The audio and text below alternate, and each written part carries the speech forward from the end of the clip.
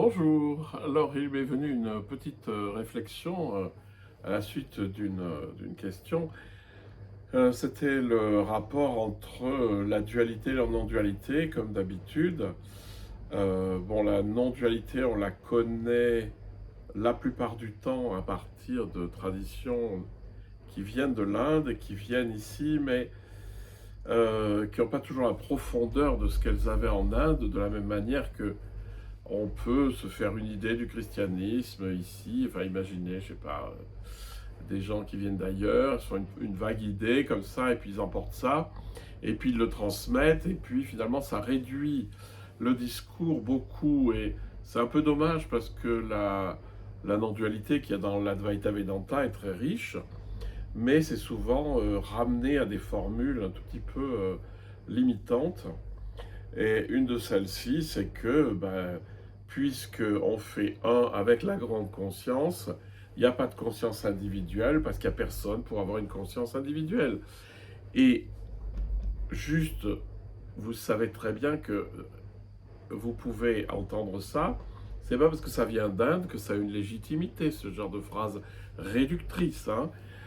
Mais ça veut dire quand même quelque chose, et ça se rapproche énormément, évidemment, de Maître Eckhart, qui va vous dire que lorsque je me suis dépouillé de moi-même, je suis la réalité ultime, je suis Dieu, c'est-à-dire je suis la grande conscience.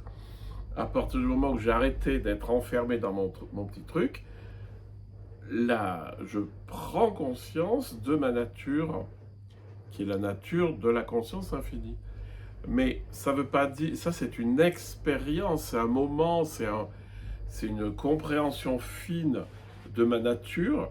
Je suis une manifestation de la grande conscience comme tout ce qui existe. Et le danger, c'est quand je m'enferme dans l'illusion que je suis une entité séparée. C'est ça l'os, en fait, hein. Ça, c'est vraiment une illusion.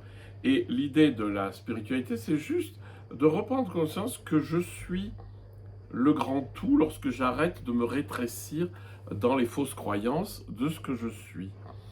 Ce qui fait que cette phrase de la non-dualité, elle est juste, euh, il ne faut pas trop non plus la sortir du contexte, mais elle est juste si on dit, ben, il n'y a personne vraiment pour vouloir, puisque lorsque je suis de nouveau dans la grande conscience, il n'y a plus de volonté individuelle, ce qui est logique. Mais Eckhart va vous dire quelque chose qui est, je trouve, très éclairant, qu'on retrouve aussi dans l'Advaita quand on va chercher un peu plus loin que juste quelques formules à l'emporte-pièce. C'est qu'à partir du moment où j'ai déposé ma volonté propre dans la réalité divine, c'est-à-dire c'est plus moi qui agis, c'est Dieu qui agit en moi, comme dira Paul dans Galates.